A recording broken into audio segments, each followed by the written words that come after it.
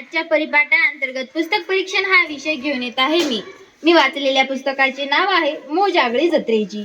याचे लेखक आहे पुराणिक। आणि मित्रांनो, या पुस्तकाचं प्रकाशन आहे आशिष प्रकाशन।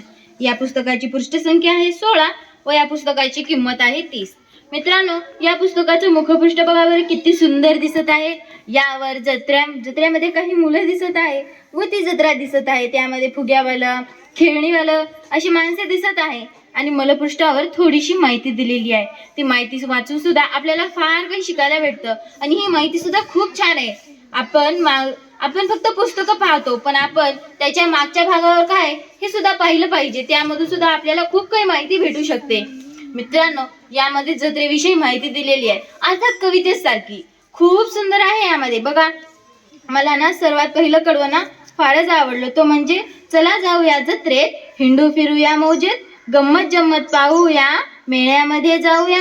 किती सुंदर आहे अशी यामध्ये यमक जुळणारे कडवं आहेत आणि ते वाचताना इतकं भारी वाटतं। असं वाटतं की आपण आकाशामध्ये फिरत आहोत, आपण स्वतः प्रत्यक्ष जत्रेमध्ये फिरत आहोत आणि यामध्ये जत्रेमध्ये काय असतं काय नसतं हे सर्व काही गोष्टी यामध्ये दिलेली आहे। आणि आकाश पाहणं हे सुद्धा आपल्याला जत्रेमध्ये पाहायला भेटतं आणि त्याचं सुद्धा वर्णन या पुस्तकामध्ये केलेलं आहे। मित्रांनो, हा पुस्तक खूपच छान आहे। यामधले चित्रांना रंग नाही, पण हे चित्र किती सुंदर दिसत आहेत।